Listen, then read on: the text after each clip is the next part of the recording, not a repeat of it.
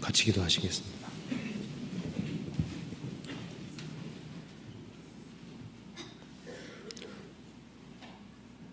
은혜와 사랑이 충만하신 하나님 아버지 감사합니다. 저희들을 주님의 보배로운 피로 구속해 주시고 하나님 자녀로 삼아 주시고 소망 가운데 생을 살 수 있도록 해 주셨습니다. 저희 나머지 생에 주님의 거룩한 손으로 지켜주시고 주님 앞에 설 때까지 친히 주장해 주시고 인도해 주시고 도와주옵소서. 저희들은 너무나도 연약하고 어리석고 무지합니다. 주님의 말씀으로 깨우쳐 주시고 주님의 말씀으로 저희들의 갈 길을 밝히 보여주옵소서. 주님 앞에서는 그날 칭찬과 영광과 존귀를 얻을 수 있도록 도와주시옵소서. 멀리 호주 지역에 전도하시는 이유한 목사님과 그 일행들을 도와주시고 또 무사히 귀국할 수 있도록 도와주시옵소서. 그리고 멀리 파키스탄에서 전도 중에 있는 오세일 목사님 그리고 거기에 함께하는 모든 분들을 일일이 함께해 주시고 그 지역에 귀한 역사가 이루어지도록 도와주옵소서. 그리고 서울교회당에 있는 교회학교 전도집회 주님께서 도와주시고 어린 생명들 중에 한 사람도 잃어지는 사람이 없도록 자비를 베풀어 주옵소서. 이 자리에 참석하지 못한 형제자매님들 어디든지 주님께서 지켜주시고 주님을 더욱 의지하는 마음을 허락해 주옵소서. 저희들을 믿음 가운데 걸어갈 수 있도록 도와주시고 또 이 말씀으로 우리 영혼을 환하게 밝혀 주옵소서. 오늘 모든 시종 주 성령께서 함께해 주시고 이 말씀이 우리 영혼에 깊이 새겨질 수 있도록 역사해 주시고 도와주옵소서. 주 예수님 이름 받들어 기도하옵나이다. 아멘.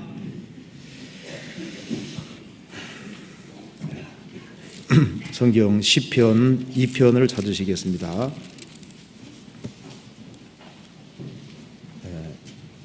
시편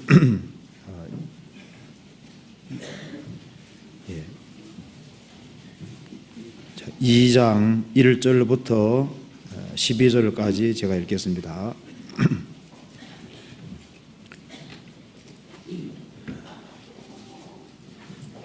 어찌하여 열방이 분노하며 민족들이 허사를 경영하는고 세상에 군왕들이 나서며 관원들이 서로 꾀하여 여호와와 그 기름 받은 자를 대적하며 우리가 그 맨 것을 끊고 그 결박을 벗어버리자 하도다.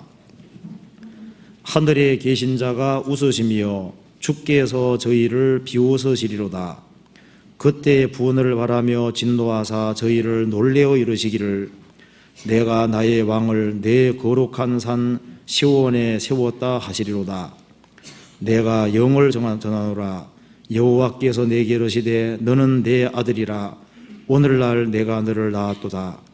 내게 구하라. 내가 열방을 유업으로 주리니 내 소유가 땅끝까지 이르리로다. 내가 철장으로 저희를 깨뜨리며 질그릇같이 부수리라 하시도다. 그런즉 군왕들아 너희는 지혜를 얻으며 세상의 관원들아 교훈을 받을지어다. 여호와를 경외함으로 섬기고 떨며 즐거워할지어다. 그 아들에게 입맞추라. 그렇지 아니하면 진노하심으로 너희가 길에서 망하리니 그 진노가 급하심이라. 여호와를 의지하는 자는 다 복이 있도다. 12절을 같이 한번 읽어보시겠습니다. 그 아들에게 입맞추라. 그렇지 아니하면 진노하심으로 너희가 길에서 망하리니 그 진노가 급하심이라. 여호와를 의지하는 자는 다 복이 있도다. 거기까지입니다. 오늘 이 시간에 시편 2편 말씀 가운데 특별히 12절 말씀 그 아들에게 입맞추라 이 말씀에 대해서 같이 한번 상고해 보시겠습니다. 여기에 그 아들에게 입맞추라. 이 뜻이 무엇인지를 좀 정확히 알 필요가 있겠습니다. 세상에서 아마 가장 행복한 사람은 그 아들에게 입맞춘 사람일 겁니다. 그리고 우리 성경을 통해서 알게 되겠지만은 그 아들에게 입맞춘 사람, 그 사람에게는 그 영원한 축복이 다 준비되어 있는 겁니다. 그래서 이 시편 2편 말씀은 이 성경 전체 가운데 아주 중요한 장에 속한다고 할 수 있습니다. 그리고 이 내용 속에 너무나도 많은 내용이 들어있기 때문에 2편 내용 자체가 굉장히 복잡하게 되어 있기 때문에요. 오늘은 간단하게 12절 말씀을 같이 한번 배워보도록 하겠습니다. 이 시편 2편은 다윗이 지금부터 대략 3000년 전에 성령의 감동을 받아서 기록했습니다. 우리가 시편 2편을 1절부터 끝절까지 한번 읽고 배우게 되면은 이것은 사람이 자기의 머리로 쓸 수 있는 글이 아니라는 걸 알 수 있습니다. 어떻게 이 짧은 글 속에 그렇게도 많은 내용을 담을 수 있는지, 이것은 마치 세콰이어 나무 다 들어보셨죠? 씨가 앞빛만한데 그 앞빛만한 씨 속에 씨를 심으면은 높이가 보통 한 90m가 넘고 넓이가 12m 넘는 그런 엄청난 큰 나무가 나오는데요. 이런 엄청난 큰 나무를 씨 속에 넣을 수 있는 하나님께서 이 작은 내용 속에 엄청나게 많은 내용을 여기에 집어넣어놨습니다.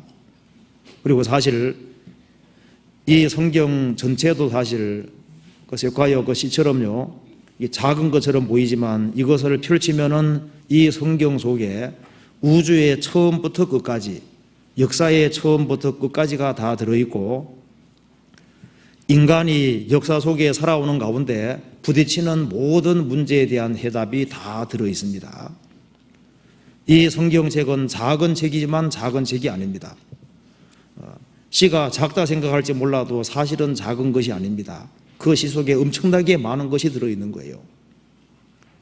이 사과 씨 하나 속에 사과가 몇 개 들어있는지 알 수가 없잖아요. 무한히 계속 나올 수 있는 것처럼요, 이 성경책의 깊이는 아무도 상상할 수가 없습니다. 먼저 시편 2편 전체 내용을 한번 간단하게 잠깐 봅시다. 2편 1절에 어찌하여 열방이 분노하며 민족들이 허사를 경영하는고. 어찌하여 이렇게 얘기를 했습니다. 아담이 타락한 이래로 피조물이 창조주를 대항한다고 하는 것은 너무나도 놀라운 일인데 그 일이 아담 타락 이래로 계속적으로 그런 일이 있어 왔습니다. 그래서 어째서 열방이 분노하며 민족들이 허사를 경영하는고. 바벨탑 이래로 언어와 종족이 갈라지고 열국과 무리와 백성과 방언이 생겼는데 바벨탑 이래로 인간은 계속적으로 분노하고 민족들이 헛된 일을 경영해 왔습니다. 개인적으로도 주님을 등지고 살아가는 삶 전체는 사실은 다 허사입니다. 헛되고 헛되며 헛되고 헛되니 모든 것이 헛되도다. 사람이 해 아래에서 수고하는 모든 수고가 자기에게 무엇이 유익한고. 사실 하나님을 등지고 살아가는 삶 전체는 전부 다 헛된 거예요. 진실로 각 사람은 그림자같이 다니고 헛된 일에 분주하며 재물을 쌓아나 누가 취할는지 알지 못하나이다. 사람들이 아주 헛된 일에 분주합니다. 정말 중요한 것이 뭔지 모릅니다. 개인만 그런 것이 아니라 열방들도 어찌하여 열방이 분노하며 민족들이 허사를 경영하는고. 헛된 일 중에 가장 대표적인 헛된 일은 그리스도를 대적하는 겁니다. 2절에 세상의 군왕들이 나서며 관원들이 서로 꾀하며. 세상의 군왕들이 앞장서고 또 관원들이 서로 꾀하고. 인간이 뭉치면 큰 힘을 발휘하는데요, 여기에 군왕들, 관원들이 서로 꾀하고 똘똘 뭉쳐서 여호와와 그 기름 받은 자를 대적하며, 문맥에서 얼른 기름 받은 자가 다윗인 것처럼 보이지만 다윗은 간접적인 것이고 기름 부음 받으신 그리스도를 가리키는 겁니다. 여호와와 그 기름 받은 자를 대적하며, 이것이야말로 가장 헛된 일입니다.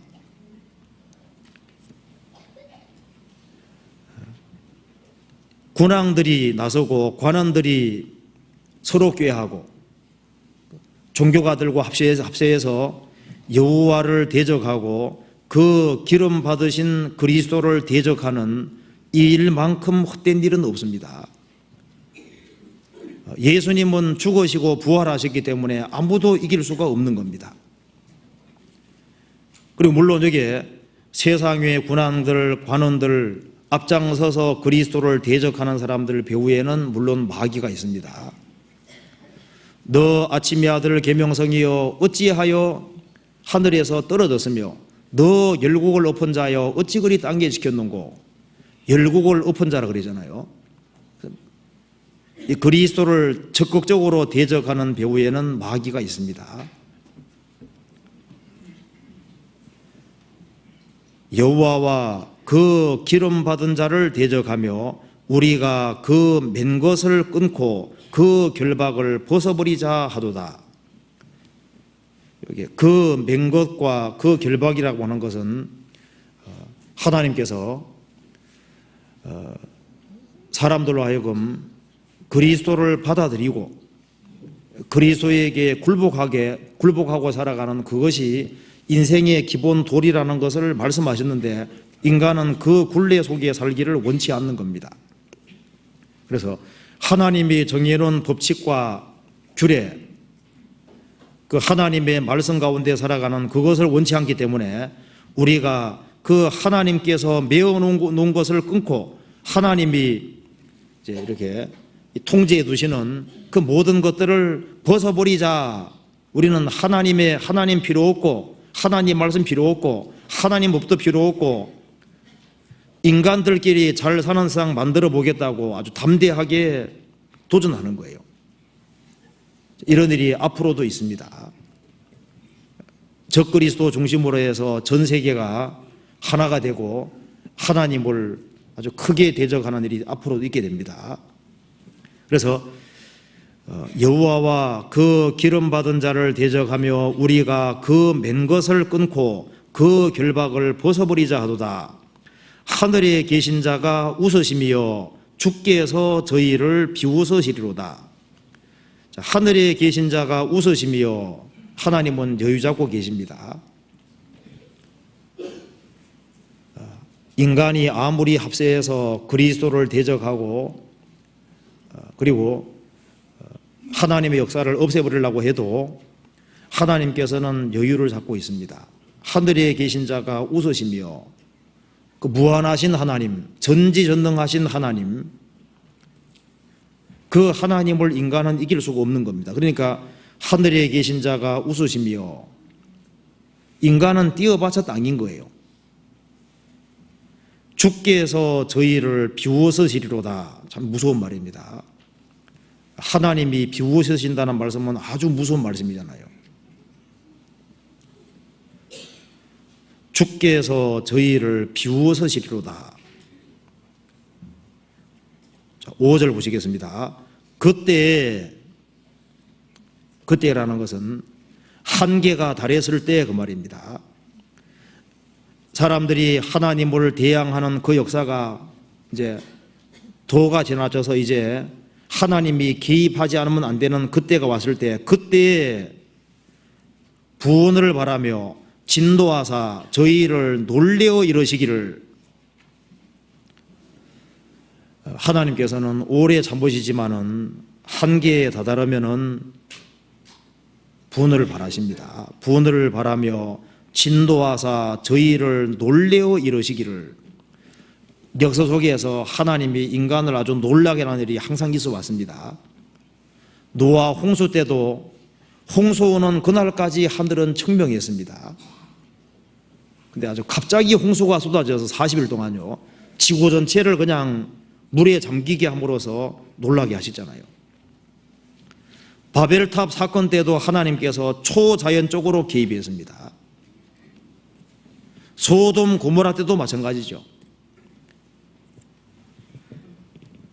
저희를 놀래어 이르시기를, 초림하실 때는 예수님이 너무 초라하게 오셔서 놀랐지만은 재림할 때는 너무나도 장엄한 모습으로 만왕의 왕으로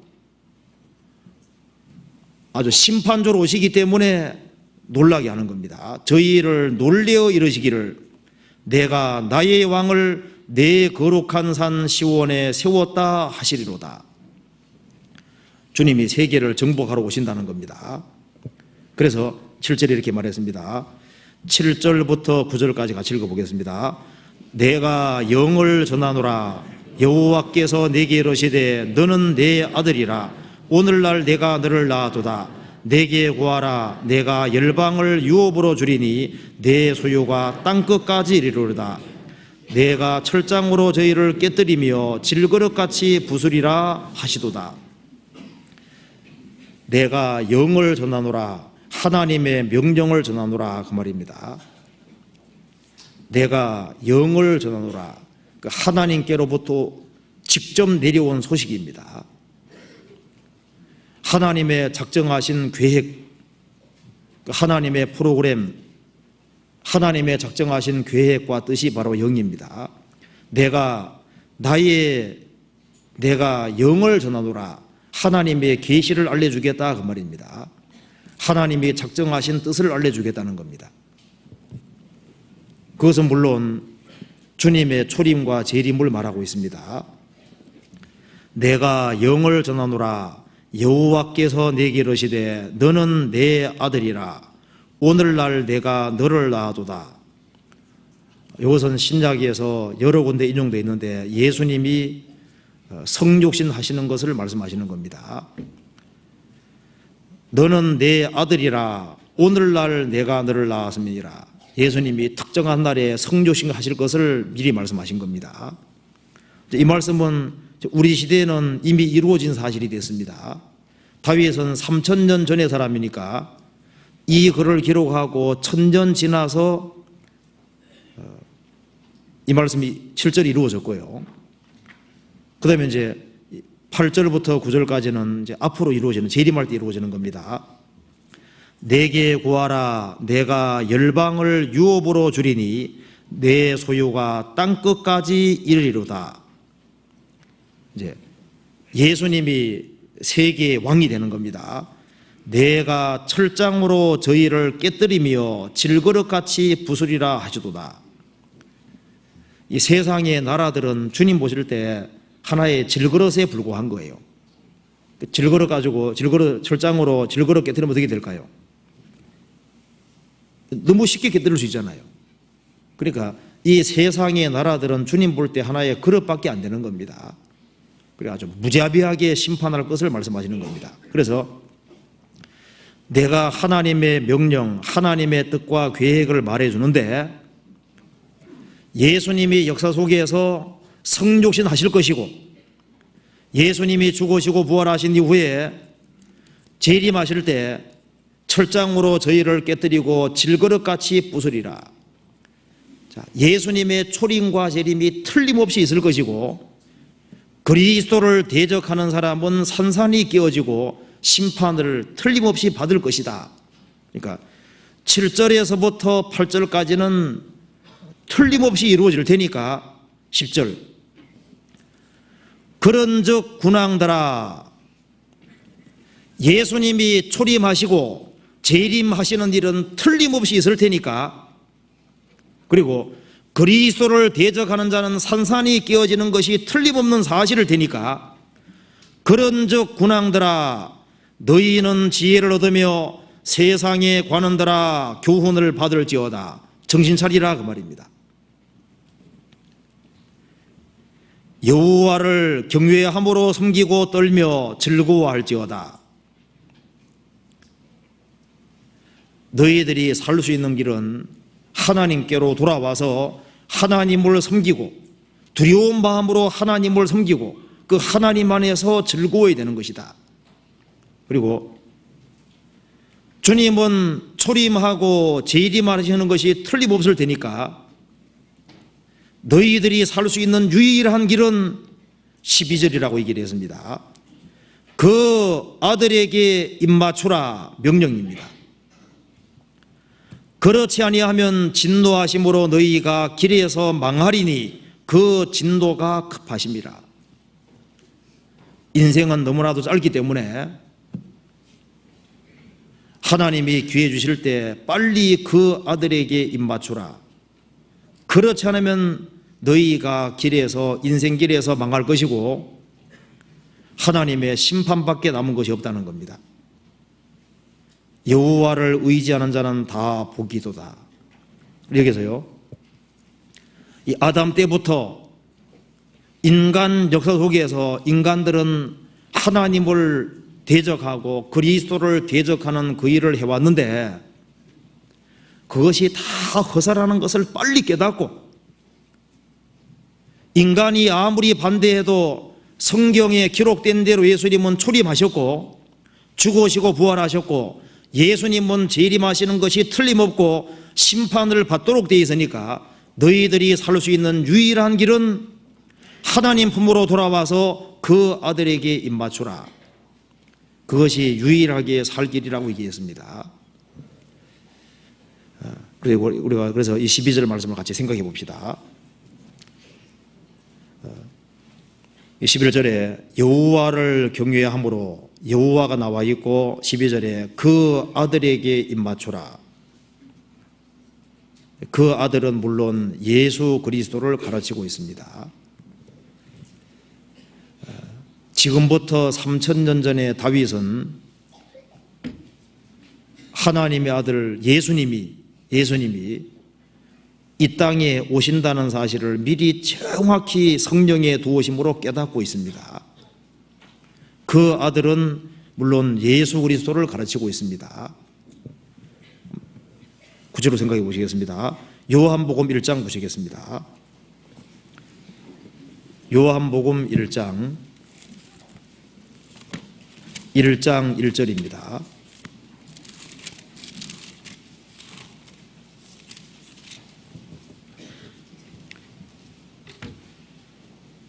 (1장 1절) 태초에 말씀이 계시니라.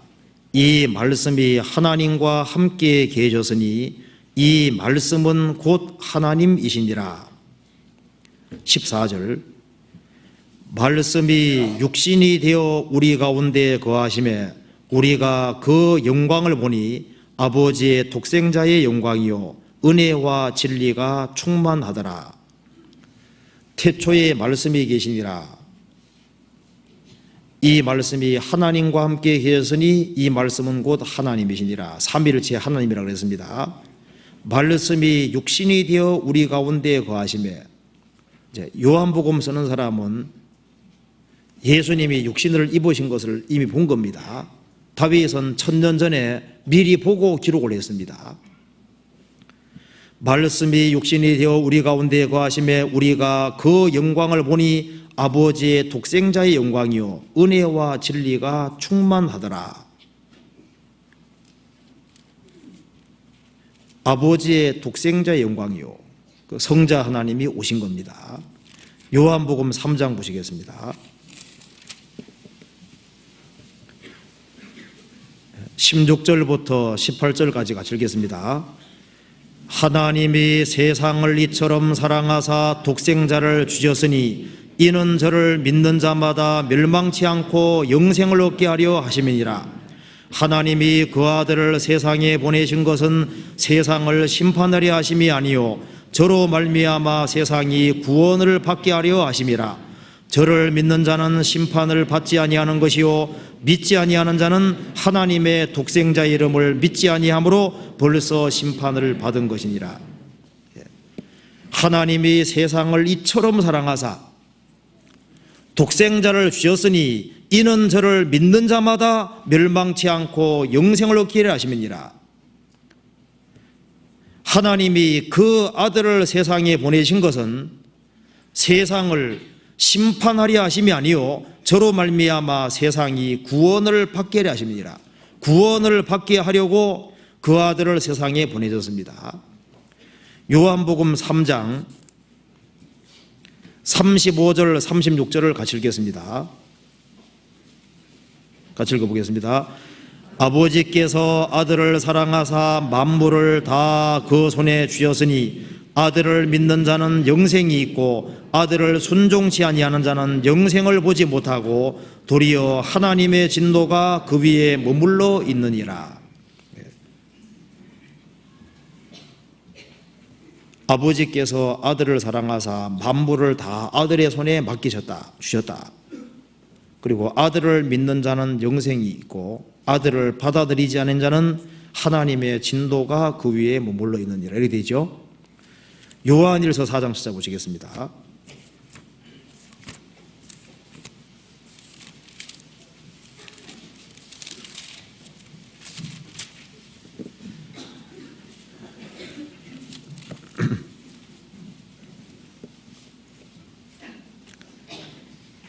(4장 9절입니다) 하나님의 사랑이 우리에게 이렇게 나타난 바 되었으니 하나님이 자기의 독생자를 세상에 보내심은 저로 말미암아 우리를 살리려 하심이니라. 그다음 같이 읽겠습니다. 사랑은 여기 있으니 우리가 하나님을 사랑한 것이 아니요 오직 하나님이 우리를 사랑하사 우리 죄를 위하여 화목제로 그 아들을 보내셨음이니라.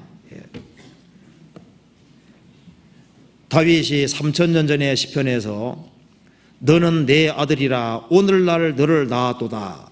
예수님이 성육신하신 것을 미리 말씀하셨고 그리고 그 아들에게 입맞추라고 말씀하셨는데 신약에 다시 풀어서 자세하게 말씀하고 있습니다. 왜 하나님께서 아들을 보내셨느냐? 우리 죄를 위해서 화목제로 그 아들을 보내신 겁니다. 14절 너희가 아버지가 아들을 세상의 구조로 보내신 것을 우리가 보았고 또 증거하노니 아버지가 아들을 세상의 구조로 보내신 것을 우리가 보았고 또 증거하노니. 자, 5장 9절부터 12절까지 같이 읽겠습니다. 만일 우리가 사람들의 증거를 받을진대 하나님의 증거는 더욱 고도다. 하나님의 증거는 이것이니 그 아들에 관하여 증거하신 것이라. 하나님의 아들을 믿는 자는 자기 안에 증거가 있고 하나님을 믿지 아니하는 자는 하나님을 거짓말하는 자로 만드나니 이는 하나님께서 그 아들에 관하여 증거하신 증거를 믿지 아니하였음이라. 또 증거는 이것이니 하나님이 우리에게 영생을 주신 것과 이 생명이 그의 아들 안에 있는 것이니라. 아들이 있는 자에게는 생명이 있고 하나님의 아들이 없는 자에게는 생명이 없느니라. 이미 창세기 3장부터 하나님께서 여자의 후손을 보내준다고 말씀하셨잖아요. 여자의 후손 오신다고 말씀하셨고 구약 성경 속에 말씀하기를 아브라함 통해 오신다, 다윗 통해 오신다, 유다 지파 통해 오시고 다윗 통해 오시고 그 계속 기록이 되어 있습니다. 메시아가 오신다는 사실이 기록되어 있는데 그분이 처녀의 태를 빌려서 죄 없이 사람으로 나신다는 것이 계속적으로 기록되어 있는 겁니다. 그래서 만일 우리가 사람들의 증거를 받는다고 하면은 하나님의 증거는 더욱 고도다. 하나님의 증거는 이것이니 그 아들에 관하여 증거하신 것이니라. 이 성경 전체는 육체를 입으신 예수님 한 분을 증거하는 것이 목적입니다. 너희가 성경에서 영생을 얻는 줄 알고 성경을 상고하거니와 이 성경이 곧 내게 대하여 증거하는 것이니라. 그래서 하나님이 아들에 대해서 증거했기 때문에 아들을 믿는 자는 자기 안에 증거가 있다. 그리고 아들 안에 영생이 있기 때문에 아들을 받아들인 사람에게는 생명이 있고 아들이 없는 자에게는 생명이 없다 그 말입니다. 그런데 이 육체를 입으신 아들, 이분이 누구냐 그 말입니다. 이분이 하나님인데 사람이 되신 겁니다. 19절 20절 같이 읽어보겠습니다. 5장 19절 20절 같이 읽겠습니다. 또 아는 것은 우리는 하나님께 속하고 온 세상은 악한 자 안에 처한 것이며, 또 아는 것은 하나님의 아들이르러 우리에게 지각을 주사 우리로 참된 자를 알게 하신 것과, 또한 우리가 참된 자 곧 그의 아들 예수 그리스도 안에 있는 것이니 그는 참 하나님이시요 영생이시라. 예수님이 하나님의 아들이신데 이분이 누구냐 그 말입니다. 그는 참 하나님이시요 영생이시니라. 하나님이 인간 육체를 취하신 거예요. 예수님은 하나님의 아들인 동시에 참 하나님입니다. 그래서 영생은 유일하신 참 하나님과 그의 보내신 자 예수 그리스도를 아는 것이니이다.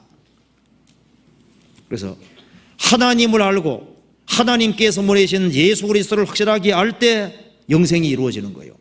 그런데 다윗은 성령의 감동으로 그 아들을 확실히 알았습니다. 우리도 성령의 도우심으로 아버지와 아들을 확실히 아는 거예요. 이것은 인간의 지혜로 안 것이 아닙니다. 잠언 30장 찾아보시겠습니다.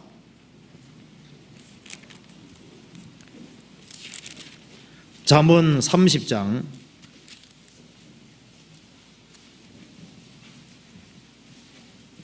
2절부터 4절까지 같이 읽어보시겠습니다. 나는 다른 사람에게 비하면 짐승이라. 내게는 사람의 총명이 있지 아니하니라. 나는 지혜를 배우지 못하였고 또 거룩하신 자를 아는 지식이 없거니와, 하늘에 올라갔다가 내려온 자가 누구인지, 바람을 그 장중에 모은 자가 누구인지, 물을 옷에 싼 자가 누구인지, 땅의 모든 것을 정한 자가 누구인지, 그 이름이 무엇인지, 그 아들의 이름이 무엇인지 너는 아느냐? 이 잠언 기자가 말하기를, 나는 다른 사람에게 비하면 나는 짐승 같은 사람이다.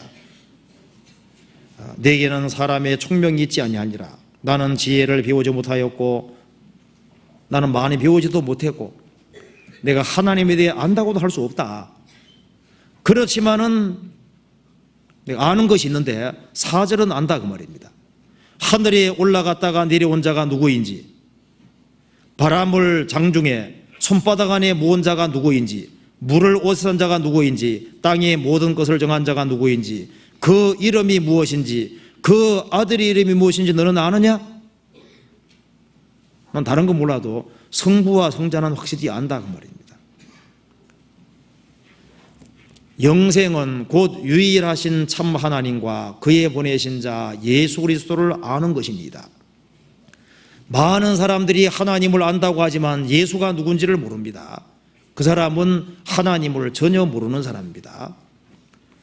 하나님께서 구약시대부터 아들에 대해서 증거했고 아들을 믿으라고 말씀하시기 때문에 예수 그리스도를 안 받아들이는 사람은 하나님의 그 심중에 있는 뜻을 전혀 모르는 사람이기 때문에요, 그 사람은 하나님과 관계없는 사람이 되는 겁니다. 시편 2편 다시 한번 보시겠습니다.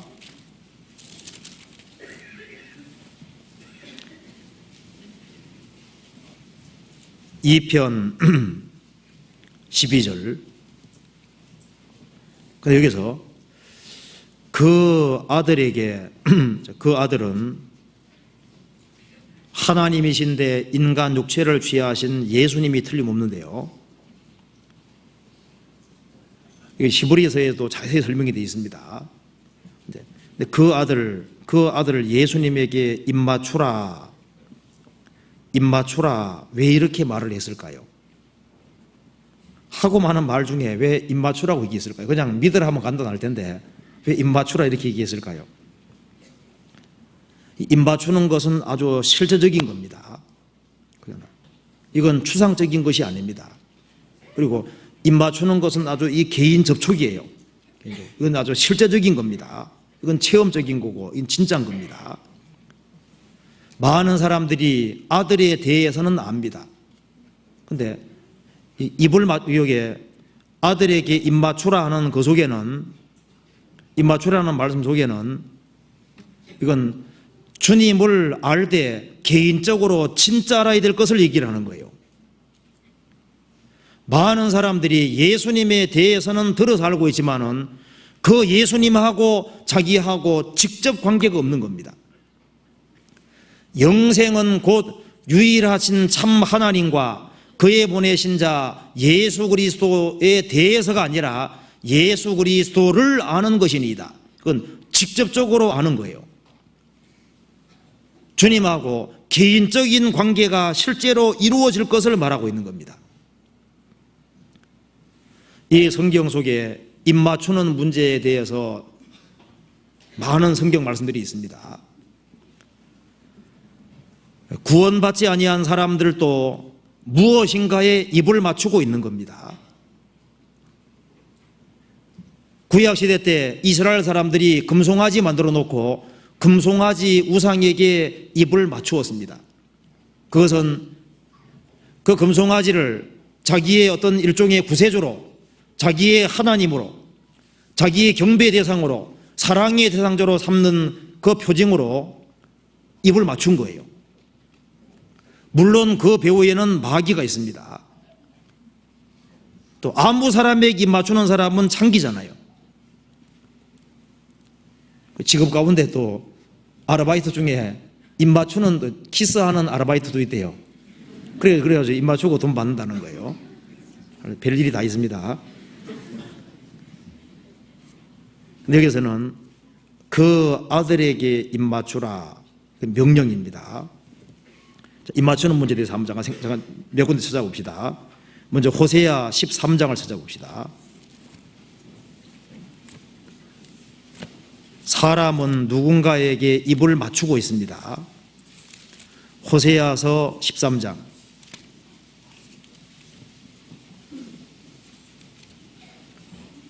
2절입니다. 이제도 저희가 더욱 범죄하여 그 은으로 자기를 위하여 우상을 부어 만들되 자기의 공교함을 따라 우상을 만들었으며 그것은 다 장색이 만든 것이오늘 저희가 그것에게 대하여 말하기를 제사를 드리는 자는 송아지의 입을 맞출 것이라 하도다. 제사 드리는 자는 송아지의 입을 맞출 것이라. 그 우상에게 입을 맞추는 거예요. 사람은 끊임없이 무엇인가와 직접적인 접촉을 하고 있습니다.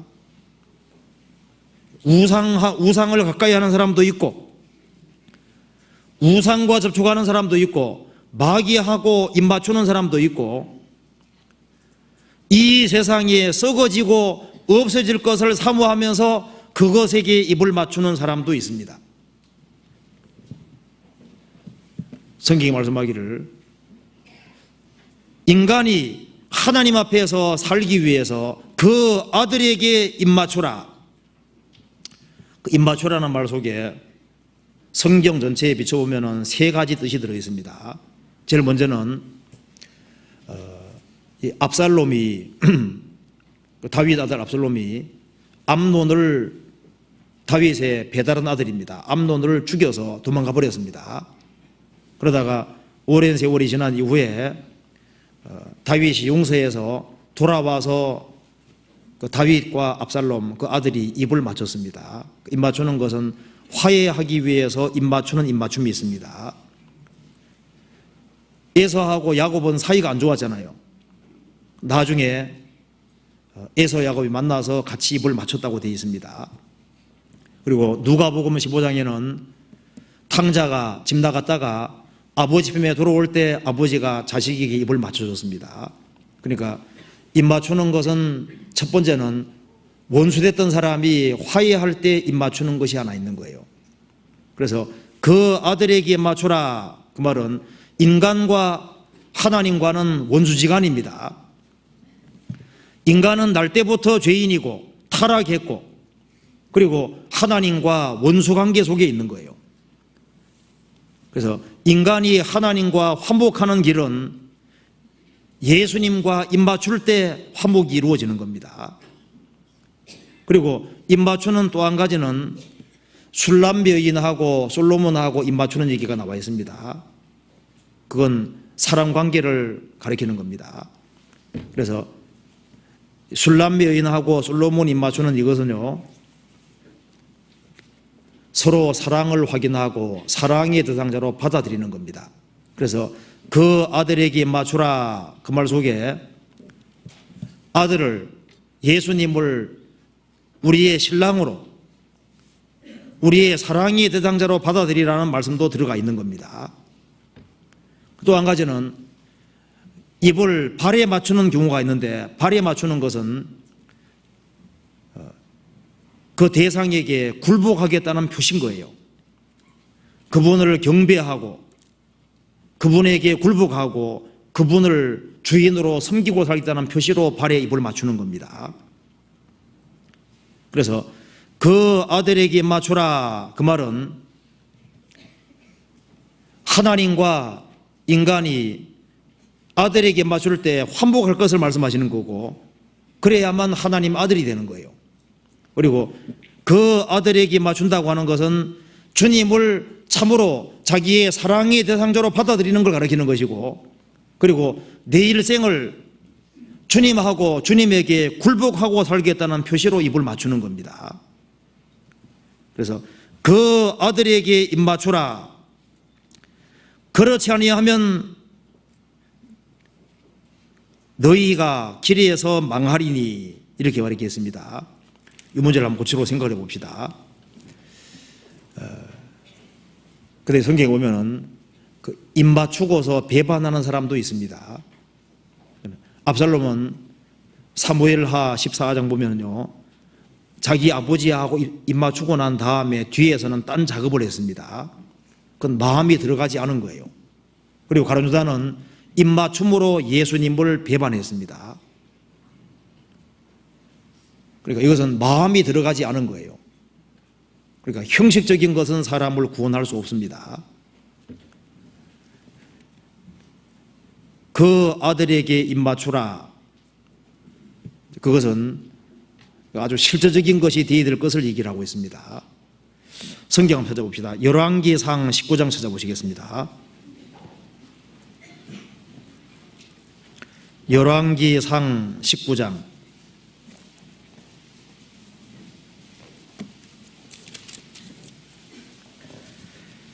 18절 보시겠습니다.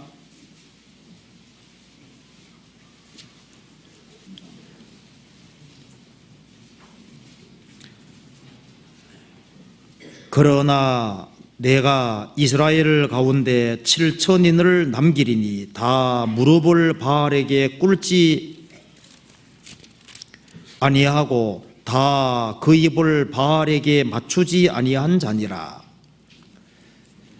엘리야 시대 때 이스라엘 민족이 타락해서 이 바알 숭배, 아세라 숭배를 했습니다.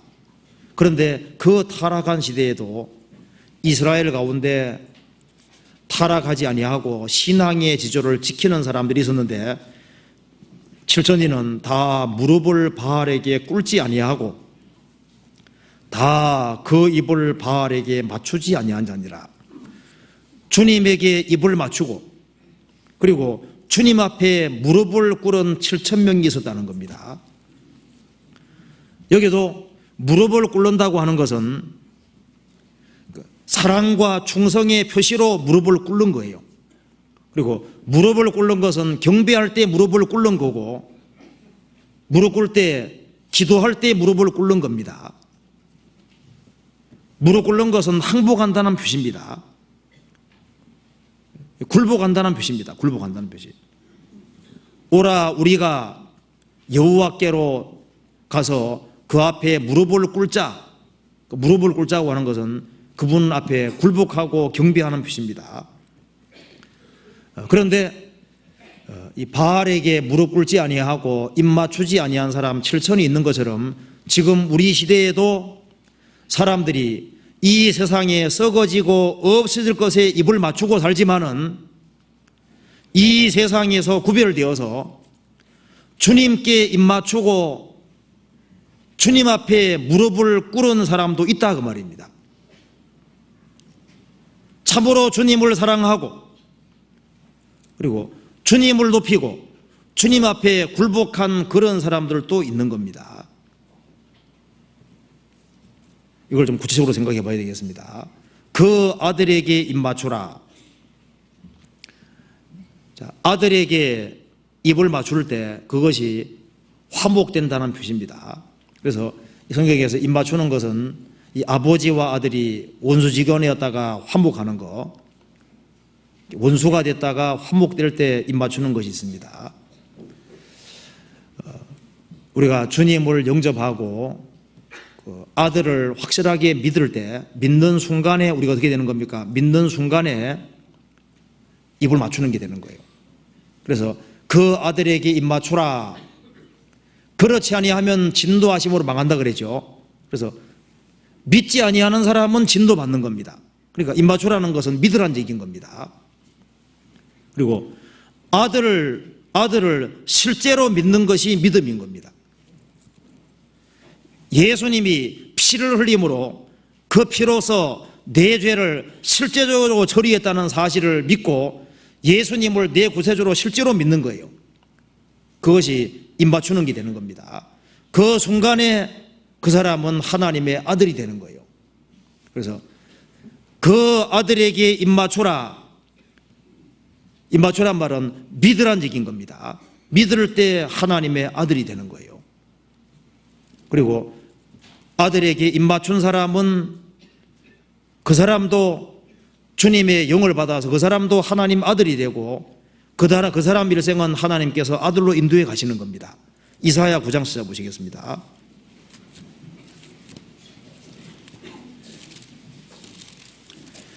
이사야 9장 6절을 찾아보시겠습니다.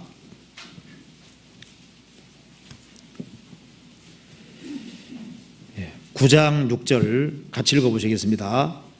이는 한 아기가 우리에게 낳고 한 아들을 우리에게 주신 바 되었는데 그 어깨에는 정사를 메었고 그 이름은 기묘자라 모사라 전능하신 하나님이라 영존하시는 아버지라 평강의 왕이라 할 것임이니라.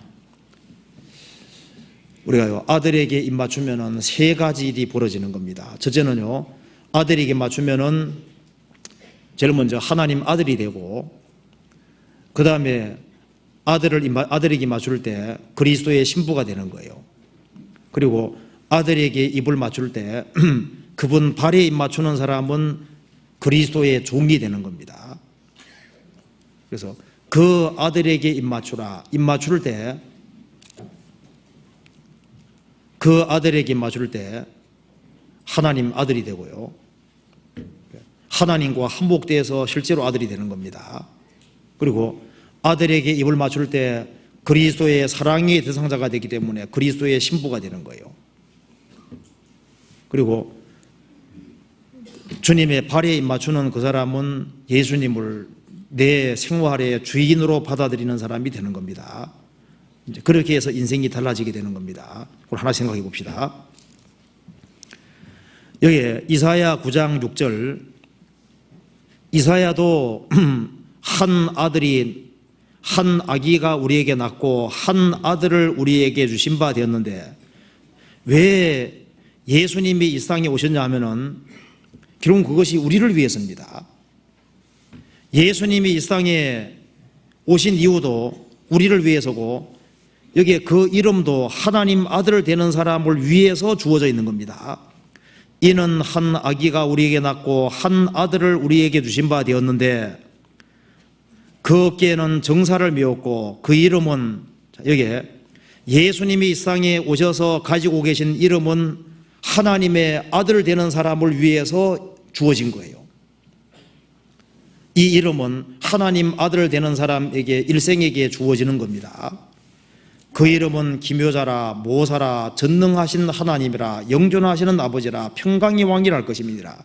이 말씀을 생활 속에 깨달아가는 것도 이 아들하고 입 맞춘 사람, 이 아들을 구세주로 받아들인 사람, 그 사람에게 주어지는 겁니다.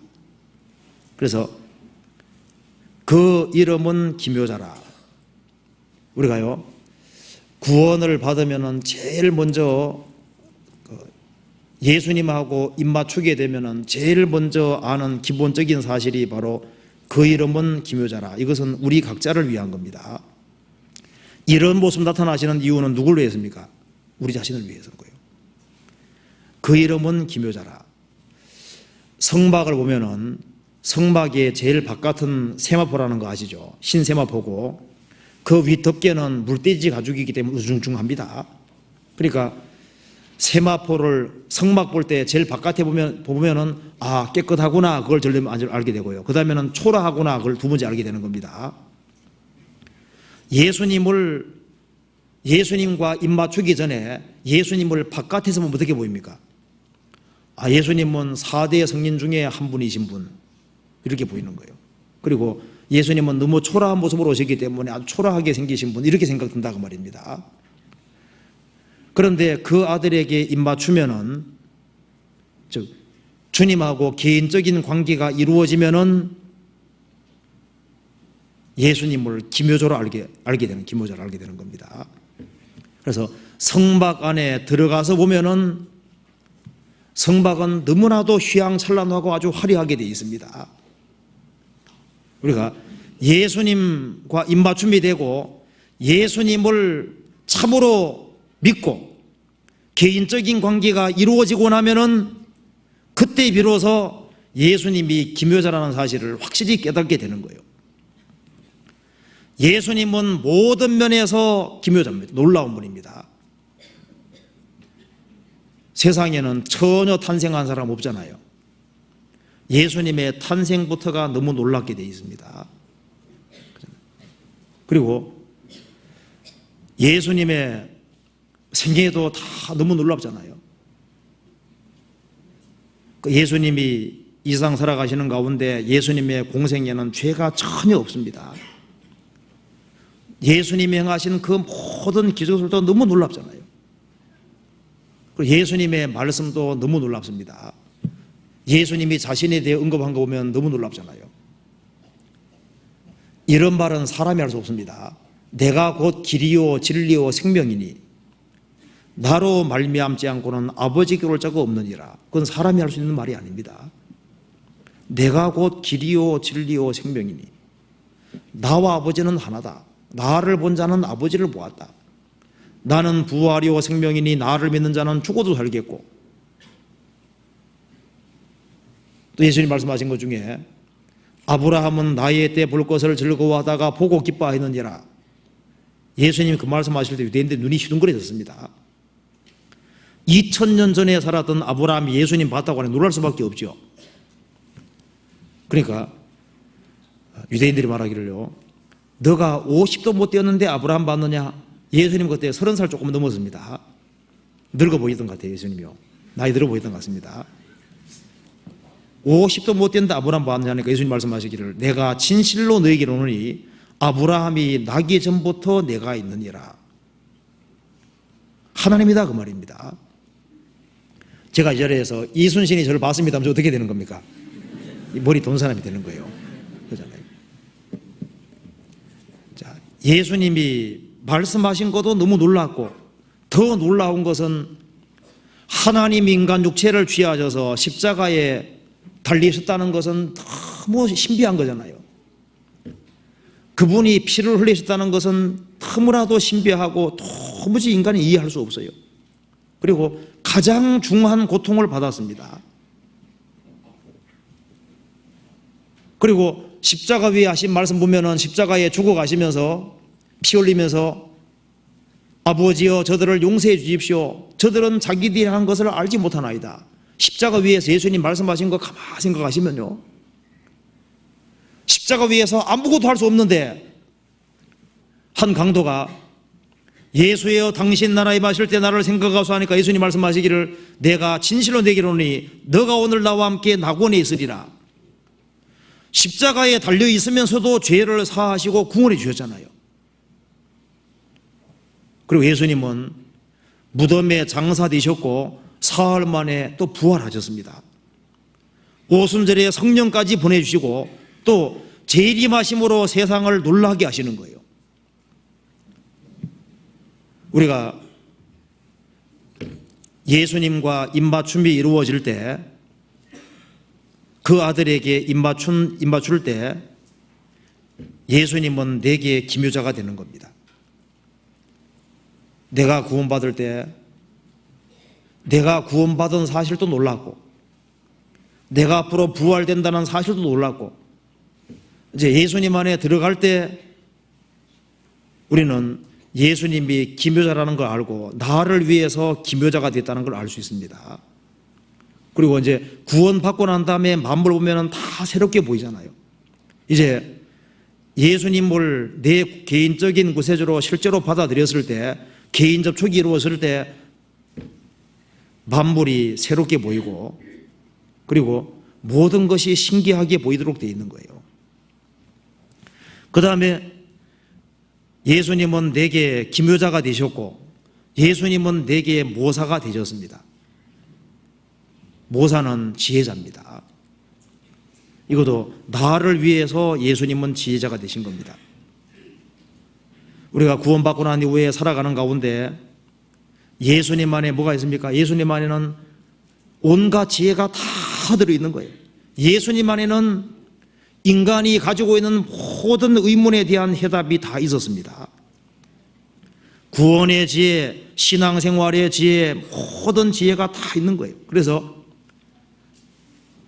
거듭나는 순간 예수님은 내게 놀라운 분이 되고 거듭나고 나면은 예수님은 내 신앙생활 가운데서 모사가 되셔서 이제 주님하고 입맞춤이 된 사람은 그때부터 인생을 헤매지 않게 되는 겁니다. 왜? 가장 지혜로우신 분이 나하고 같이 계시고 그 이름은 나를 위한 이름이기 때문에 그때부터 인생이 헷갈리지 않는 거예요. 그죠? 거듭 만난 사람은요, 도대체 자기가 어디 왔는지도 모르고 어디로 가는지도 모르잖아요. 이제 주님하고 개인적인 관계가 이루어진 사람은 예수님은 내게 기묘자고 예수님은 내게 모사입니다. 내가 갈림길에 섰을 때 여호와를 경외하는 자 누구뇨? 그 택할 길을 저에게 가르치리로다. 그 택할 길을 주님 가르치시는 거예요. 원수보다 지혜롭게 해주십니다. 내가 너의 갈 길을 가르쳐 보이고 범사에 주님을 앞세우고 살아가면은, 모시고 살아가면은 주님이 길을 지도해 주시고 인도해 주시는 게 맞잖아요. 그래서 주님하고 개인 접촉이 이루어진 사람에게 주님은 놀라운 분이 되고 우리 신앙생활 속에서 모사, 지혜자가 되십니다. 그리고 전능하신 하나님이라, 주님이 내 인생 속에 전능하신 하나님이란 모습으로 나타나셔서 우리가 주님하고 개인적인 관계가 이루어지고 난 이후에 왜 전능하신 하나님 모습으로 나타나시게 될까요? 인생에는 많은 굴곡이 있고 고난이 있고 역경이 있고 슬픔이 있습니다. 그때마다 주님은 전능하신 하나님으로 나타나셔서 내게 힘을 주시고 용기를 주시고 그것을 능히 이기게 만들어 주시는 겁니다. 우리가 인생에서 깊은 슬픔에 빠질 때도 있습니다. 좌절될 때도 있습니다. 그렇지만은 주님하고 개인적인 관계가 맺어진 사람에게는 주님은 전능하신 하나님으로 오셔서 내게 위로해 주시고 용기를 주시고 그걸 이기게 해주시는 거예요. 우리가 깊은 슬픔에 빠지기도 합니다. 깊은 슬픔에 빠질 때 그것을 주님은 이기게 해주시는 거예요. 전능하신 하나님으로서 우리에게 힘을 주시는 겁니다. 때때로 이럴 때도 있죠. 내가 새가 되게만 새라면은 이 현실을 그냥 도피해서 저 광야에 날아가서 쉬고 싶다, 그런 생각 들 때도 있어요, 없어요? 그런 생각 없어요, 아예? 인생이 너무 고달파가지고 사방에 압력을 받을 때 도피하고 싶다면 그냥 멀리 도피하고 싶을 때도 있잖아요. 인생 살아가면서 그런 것이 생깁니다. 근데 그것을 그럴 때도 실족하지 아니하고 능히 이기게 해주시는 그 모습으로 나타나시는 거예요. 그 아들에게 입맞춘 사람에게는 이런 모습으로 다가오시는 겁니다. 내게 놀라운 분으로, 내게 정말 모사로 전능하신 하나님으로 그리고 영존하시는 아버지로 내게 오시는 겁니다. 그래서 영존하시는 아버지는 나를 탄생시키시고 나를 기르시는 분으로 오시는 거잖아요. 우리가 구원받고 지금까지 보면은 누가 나를 길러 오셨느냐? 물론 부모님의 손을 통해서도 주님 나를 기르셨고 주님이 나를 기르셨습니다. 나를 기르신 하나님입니다. 나를 양육해 주시고 내게 필요를 채워주시는 아버지 모습으로 오시는 거예요. 영존하시는 아버지라. 과거에도 그랬고 지금도 그랬고 앞으로도 마찬가지입니다. 영존하시는 아버지입니다. 나를 사랑해 주시고 나를 길러 주시고 나를 도와주시고 내게 필요를 채워주시는 그런 분 나타나시는 거예요. 그리고 평강의 왕이라 할 것임이니라. 우리를 평강계로 인도해 주시고 그 천국은 영원한 평강의 세계입니다. 그 세계에 갈 때까지 평강 가운데 인도해 주시는 거예요. 그래서 그 아들에게 입맞출 때 우리 실생활 속에서 이런 분으로 주님은 자신을 나타내시는, 이름은 우리를 위한 겁니다. 우리가 구원받아야만 예수님이 되게 놀라운 구세주라는 걸 아는 거예요. 구원받아야만 예수님이 내게 지혜가 되시고 이 성경이 지혜라는 거 확실히 압니다. 그리고 구원을 받은 사람에게 어려움은 있지만은 전능하신 하나님으로서 주님은 능히 이기게 해주시고 영존하시는 아버지로서 나를 탄생시키시고 계속 길러주시고 계속 도와주시고 아들답게 만들어 가시는 그 작업을 하시고 평강길로 인도해 주시는 것이 사실인 거예요. 그렇잖아요. 그리고 그 아들에게 입맞추라는 말씀 속에 그 입맞추는 것은 우리는 예수님을 믿을 때 구세주로 믿은 동시에 뭐로 믿었습니까? 나의 사랑의 대상자로 받아들인 거예요. 그 아들에게 입맞추라 그 말씀 속에는 너를 진정으로 사랑해 줄 분이 누군지 아느냐? 예수 그리스도니까 그분을 사랑의 대상자로 받으라 그 말이잖아요. 요한복음 4장에 사마리아 여인에게 주님 말씀했죠. 내가 남편 5이 있었으나 지금 있는 자는 내 남편이 아니니 그랬습니다. 5번째 남편하고 이제 5 남편하고 살아도 만족이 없는 거예요. 지금 자도 내 남편이 아니다. 그럼 무슨 말입니까? 너를 만족시켜 줄 자는 나다 그 말이잖아요. 예수님이라는 말씀입니다. 그래서 그 아들에게 입맞추라 그 말씀 속에 아들에게 입맞출 때 예수님의 사랑을 받아들이는 것이고요.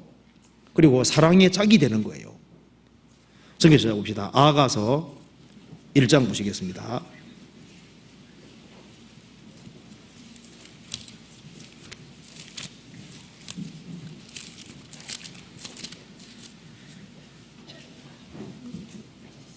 (1장 2절입니다) 내게 입맞추기를 원하니 내 사랑이 포도주보다 나음이로구나. 내게 입맞추기를 원하니 내 사랑이 포도주보다 낫다.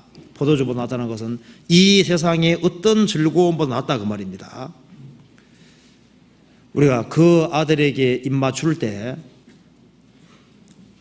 주님의 사랑을 깨닫는 거예요.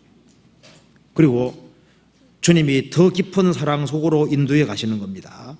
사람이 언제 행복을 느끼냐면은 사랑받을 때 행복을 느끼는 거예요. 그 뒤에 한번 또 읽어봅시다. 4절 중간까지 같이 읽어봅시다. 왕이 나를 침궁으로 이끌어 들이시니 너는 나를 인도하라. 이렇게 됐습니다. 내게 입맞추기를 원하니 입맞춤이 있으면은 그 다음에 왕이 나를 침궁으로 이끌어 들이시니, 그래서 사실 주님과 입맞춤이 되고 주님과 개인적인 관계가 이루어진 사람은 왕이 나를 침궁으로 이끌어 들이신다.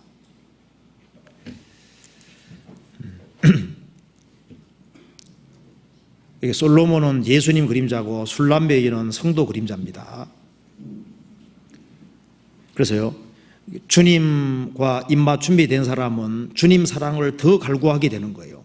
그래서 왕이 나를 침궁으로 이끌어 들이시니, 그건 아주 침궁은 은밀한 곳이고 개인적인 교제입니다. 그래서 우리가 주님하고 입맛 준비되고 주님을 내 구세주로 받아들였으면은 주님은 그 사람에게 사랑을 계속 부어주는 거예요. 이게 아내가 언제 행복 느끼냐면 사랑받을 때. 사람이 사랑을 받을 때 행복을 느끼는 거예요. 사람은 언제 행복을 느끼냐면은 사람 사랑은 다 불완전한 겁니다. 주님의 사랑을 받을 때 그때 인간은 진정으로 만족할 수 있는 거예요. 그래서 이 주님의 사랑을 사실 받아들인 사람은 주님께서 그때부터 사랑을 계속 부어주는 거예요.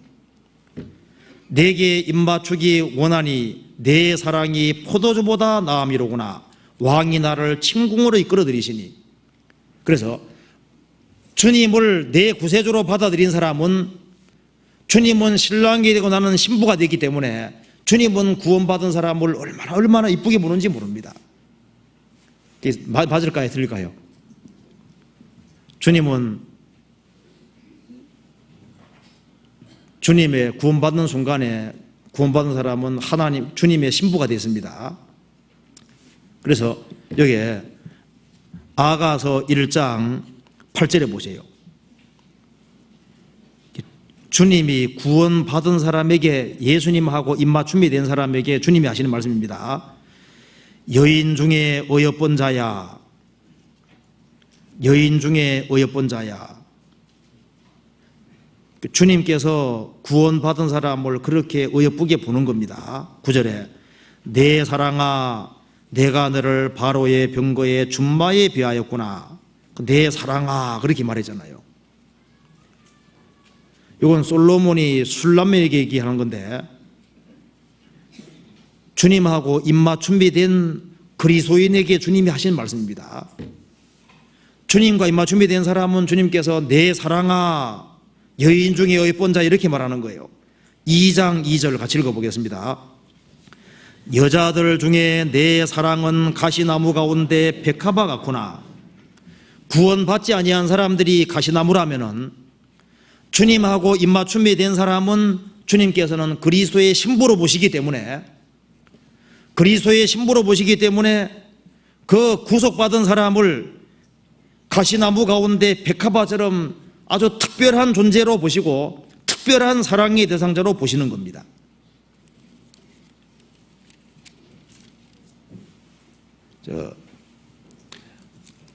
그 아담이요 하와에게 뭐라 말하는지 아시죠? 이는 내 뼈 중에 뼈, 살 중에 살이로다.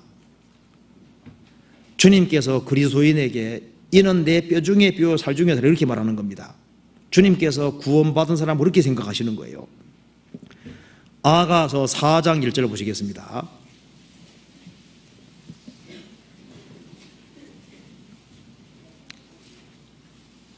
주님이 이제 구원받은 사람에게 하시는 말씀입니다. 4장 1절을 보시겠습니다. 내 사랑 너는 어여쁘고도 어여쁘다. 너울 속에 있는 내 눈이 비둘기 같고 내 머리털은 길러싼 기슭에 누운 무리염소 같구나. 내 이는 목욕장에서 나온 털 깎인 암양 곧 새끼 없는 것은 하나도 없이 각각 상태를 낳은 양 같구나. 내 입술은 홍색실 같고 내 입은 어여쁘고 너울 속에 내 뺨은 석류 한쪽 같구나. 내 목은 궁기를 두려고 건축한 다윗의 망대 곧 일천 방패 용사의 모든 방패가 달린 망대 같고 내 두 유방은 백합화 가운데서 꼴을 먹이는 노루 쌍태의 노루 새끼 같구나. 이 속사람 모습입니다. 주님께서 주님의 생명을 얻은 그리스도인들을 보시고 그리스도인들의 속사람을 보시고 이렇게 기뻐하시는 거예요. 이 혼돈하고 공허한 지구에 빛이 있으라 하심에 빛이 있었고 하나님께서 그 빛을 보시고 기뻐하셨습니다. 그것처럼 우리가 생명의 빛을 받아 속사람이 생겼을 때 그 속사람을 보시고 주님께서 그리스도인들을 기뻐하시는 겁니다. 내 사랑 너는 어여쁘고도 어여쁘다. 이게 사실 신랑 중에서 신부를 위해서 죽어줄 사람 별로 없을 거예요. 진짜 죽어줄까요? 근데 주님은 죽어주셨잖아요. 주님은. 그러니까 주님은 우리를 죽기까지 사랑하셨고 진짜 사랑하시는 겁니다. 우리가요, 주님이 나를 사랑하시면 그거로 족한 겁니다. 주님이 나를 이렇게 귀하게 보시면 그거로 족한 거예요. 내 사랑 너는 어여쁘고도 어여쁘다. 주님 말씀하시는 그 귀를 잘 기울여야 됩니다. 내 사랑 너는 어여쁘고도 어여쁘다. 주님께서 구원받은 각 사람을 이렇게 아주 귀하게 보시는 거잖아요. 아름답게 보시는 거잖아요. 너울 속에 있는 내 눈이 비둘기 같고, 순결한 눈 가리키는 겁니다. 주님을 구세주로 받아들이고 구세주를 앙망하고 구세주를 바라보고 살아가는 그 눈 보고 주님이 아주 귀하게 생각하시는 거예요.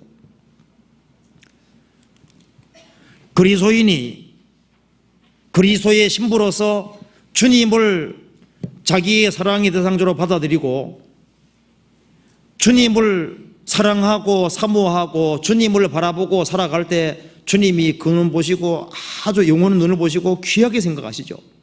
그리고 내 머리털은 길러산 기슭에 누운 무리 염소 같구나. 염소가 까마잖아요. 머리가 길다는 얘기인 겁니다. 머리털은 길러산 기슭에 누운 무리 염소 같구나. 머리가 길다는 것은 순종하는 표시입니다. 여자는 머리가 길잖아요. 그러니까 주님이 그리스도인이 주님 말씀을 순종해 살아갈 때 순종해 살아가는 모습을 보시고 너무너무 어여쁘고 이쁘게 보시는 거예요. 아름답게 보시는 겁니다. 순종하는 그리스도인들을 보시고 기뻐하시는 겁니다. 우리가요, 주님을 바라보고 주님께 순종하고 살아갈 때 주님이 그걸 보시고 너무 아름답게 보시는 겁니다. 그리고 내 이는 목욕장에서 나온 털 깎인 암양 곧 새끼 없는 것은 하나도 없이 각각 상태를 낳은 양 같구나. 이가 고르게 되어 있다는 겁니다. 여기 보면은 새끼 없는 것은 하나도 없이 각각 상태를 낳은 양 같구나. 그러니까 이가 다 고르게 있다는 겁니다. 이가 듬성성 있는 것이 아니라 다 있다는 거예요. 이게 뭘 가리키는 겁니까? 이가 고르게 되어 있는 사람은, 이가 튼튼한 사람은 잘 먹잖아요. 주님께서 이 그리스도인이 이 하나님 말씀을 잘 먹고 하나님 말씀을 잘 소화하는 거 보면은 주님께서 그거 보시고도 기뻐하실 거예요. 부모는 자식이 밥을 잘 먹을 때 그렇게 이쁘더라고. 그렇죠? 밥을 안 먹어서 빼짝 마른 거 보다가 밥을 고때고때 잘 먹는 거지 않습니까? 그거 얼마나 보기 좋잖아요. 주님께서 그리스도인이 이가 튼튼한 것처럼, 이가 튼튼한 사람이 건강할 수 있는 거예요. 그리스도인들이 잘 먹어서 영적으로 건강해질 때 주님께서 그걸 보고 아주 기뻐하고 아름답게 보실 거예요. 내 입술은 홍색실 같고 내 입은 어여쁘고 너울 속에 내 뺨은 석류 한 쪽 같구나. 그리스도인이 입으로 주님을 찬송하는 말을 하고 주님을 간증하는 얘기를 하고 하나님의 말씀이 입에서 나오고 입으로 바른 말, 정직한 말, 감사하는 말, 다른 사람에게 도움을 주는 말, 다른 사람들을 세우는 말, 전도하는 말이 나오고 입술은 홍생실 같고 그처럼요 주님 피에 대해서 간증을 하고 주님 보혈에 대해서 간증을 하고 그리고 주님의 구속 사업에 대해서 간증을 하고 그런 입을 보시면은 주님께서 그걸 보시고 또 얼마나 기뻐하시겠습니까? 내 사랑 너는 어여쁘고 어여쁘다. 그리고 4절에 내 목은 군기를 들이고 건축한 다윗의 망대 곧 일천방패 용사의 모든 방패가 달린 망대 같고 목이 의지를 가리키는데요. 그리스도인들이 험악한 세상에 살아가면서도 신앙의 지조를 아주 바르게 하고 어떤 상황에서도 굴하지 아니하고 주님을 의지하고 살아가는 그 모습을 보실 때 주님이 그걸 아주 귀하게 보실 거예요. 정조를 지키고 신앙의 지조를 지키고 견고하게 주님만 일평생 바라보고 살아가는 그런 자녀가 있다면, 그런 신부가 있다면 그걸 아주 귀하게 이길 거다 그 말입니다. 내 두 유방은 백합화 가운데서 꿀을 먹는 쌍태 노로새끼 같구나. 그래서 젖을 먹일 수 있고 또 다른 자녀들을 키울 수 있다면 더 기뻐하시겠죠. 여기에 그 아들에게 입맞추라. 그 말은 주님을 사랑의 대상자로 받아들이는 걸 가리키는 겁니다. 주님을 사랑의 대상자로 받아들이는 그 사람은 주님께서 그리스도의 신부로 보시기 때문에 일생을 살아가는 가운데 사랑을 계속 부어주셔서 신앙생활 가운데 주님의 사랑의 넓이와 길이와 높이와 깊이를 점점 더 깨닫게 해주시는 겁니다.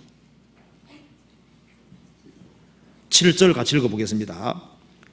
나의 사랑 너는 순전히 어여뻐서 아무 흠이 없구나. 주님의 보혈로 깨끗하게 씻었기 때문에 나의 사랑 너는 순전히 어여뻐서 아무 흠이 없구나. 주님의 보혈로 깨끗하게 씻었기 때문에 주님께서 아무 흠도 없이 보시는 겁니다. 6장 4절 보시겠습니다.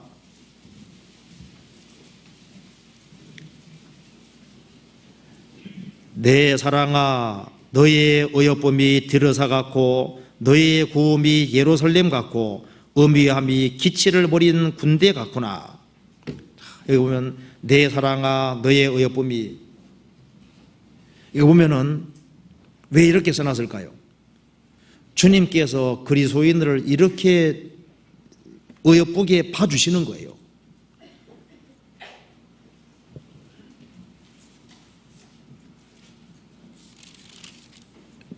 주님이 우리를 어떻게 보실까요?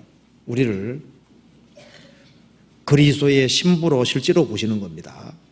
신부처럼 보시고, 그러니까 죽어주신 거예요. 죽기까지 사랑하셨고 자기 목숨까지 주셨으니까 무엇을 안 주시겠습니까? 그래서 주님은 우리를 사랑하시는 것이 틀림없는 사실입니다. 그럼 그리스도인들은 뭘 먹고 사냐면 주님의 사랑 먹고 사는 거예요. 8장 6절에서부터 7절까지 같이 읽어보겠습니다. 너는 나를 인같이 마음에 품고 도장같이 팔에 두라. 사랑은 죽음같이 강하고 투기는 음부같이 잔혹하며 불같이 일어나니 그 기세가 여호와의 불과 같으니라. 이 사랑은 많은 물이 끝이지 못하겠고 홍수라도 음몰하지 못하나니 사람이 그 온 가산을 다 주고 사랑과 바꾸려 할지라도 오히려 멸시를 받으리라. 술람 여인이 솔로몬에게 하는 말입니다. 너는 나를 도장같이 마음에 품고 인같이 마음에 품고 도장같이 팔에 두라. 사랑의 포로가 되어 있는 겁니다. 사랑은 죽음같이 강하고 투기는 음부같이 나가며 불같이 일어나니 그 기세가 여호와의 불 같으니라. 이 사랑은 주님과 입맞춘 사람은 영원히 사랑관계가 이루어졌기 때문에 주님과의 사랑은 많은 물이 끝이지 못하겠고 사탄의 역사도 그리고 세상의 풍조 어떤 것도 끝이지 못하겠고 홍수라도 음몰하지 못하나니 이 세상의 어떤 것으로도 주님의 사랑의 불을 끌 수가 없는 거예요. 그리고 온 가산을 다 주고 사랑과 바꾸려 할지라도 오히려 멸시를 받으리로다. 주님의 사랑을 경험한 사람은 주님의 사랑보다 더 귀한 것은 없는 겁니다. 세상에 제일 중요한 것은 주님께 사랑받는 겁니다. 주님의 사랑을 경험하지 못한다면 그것도 일종의 불행입니다. 그래서 주님을 그 아들하고 입맞춘 사람은 주님께서 하나님의 아들로 보시고 동시에 주님의 신부로 보시고 그래서 왕이 나를 침궁으로 인도하시니, 침궁으로 이끌어들여서 거기서 사랑을 부어주시는 거예요. 주님 뒤를 따르는 사람은 주님이 사랑을 계속 부어주시는 겁니다. 그 아들에게 입 맞추라. 그리고 이 아들에게 입 맞추는 또 한 가지는요, 아들에게 입을 맞출 때 입을 어디 맞추냐면 이 발에다가도 맞춰야 됩니다. 발에다가도. 이 발에 입을 맞추는 것은 뭡니까? 예수님을 내 주인으로 받아들이는 겁니다.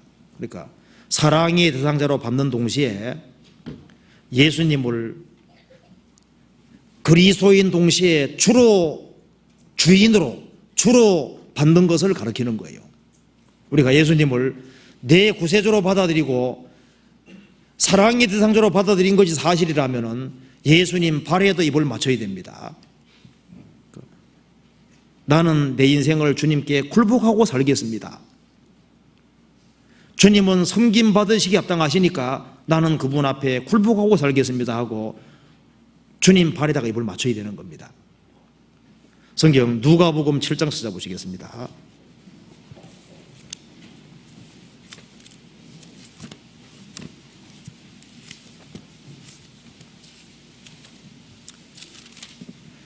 (7장) 36절.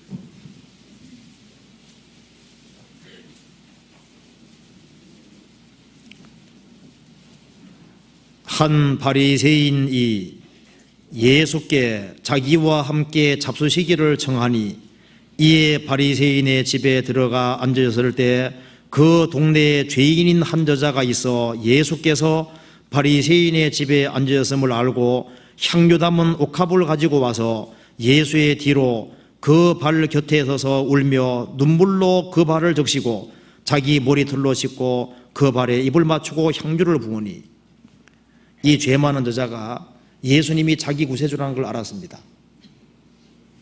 예수님께서 뒤에서 죄 사함 받았다 그랬잖아요. 이 여자가 너무 주님이 자기 구세주이기 때문에 너무 고맙고 감사해서 향유를 예수님에게 붓고 예수님 발에다가 입을 맞추었다 그랬습니다. 여기 그 아들에게 입 맞추라. 입 맞출 때 예수님 발에도 우리가 입을 맞추는 겁니다. 주님은 너무나도 위대하신 분이잖아요. 이 천지를 창조하시고 이 우주 만물을 만드신 분인데 사람으로 나신 겁니다. 그래서 예수님을 자기의 사랑의 대상자로 받아들인 사람은 틀림없이 발에도 입을 맞출 겁니다. 발에 맞추는 것은 나는 주님의 종이 되겠습니다. 나는 주님 뜻대로 살겠습니다. 주님 앞에 굴복하고 살겠습니다. 그런 뜻입니다. 발에 맞추는 것은 나는 예수님을 내 주인으로 받아들이겠습니다. 이제 주님의 멍에, 주님의 굴레, 주님이 메어주시는 것이라면 내가 기꺼이 그걸 메고 가겠습니다. 주님 멍에를 지고 주님 앞에 배우겠습니다. 이제 그런 뜻이라고 할 수 있습니다. 그 아들에게 입 맞추라. 예수님 발에도 입을 맞춰야 됩니다. 나는 내 인생을 내 뜻대로 살지 아니하고 내 인생을 주님 뜻대로 살겠습니다. 우리가 주님 앞에 무릎을 꿇는 사람, 주님 앞에 자기를 굴복하는 사람, 그런 사람을 통해서 주님이 또 귀한 역사를 이루시는 거예요. 한 알의 밀알이 땅에 떨어져 죽는 것처럼 죽는 것이 뭐예요? 나는 주님 앞에 굴복하고 살겠습니다. 그 사람을 통해서 주님 역사를 나타내시는 거예요. 내 인생의 운명은 주님에게 걸겠습니다. 그런 뜻이잖아요. 예수님 발에 입 맞추는 것은 주님은 내 인생의 주인으로서 내 인생의 모든 운명은 나는 주님께 걸겠습니다 하는 것과 똑같은 겁니다. 그 사람이 현명한 인생을 사는 거예요. 마태복음 4장 찾아보시겠습니다.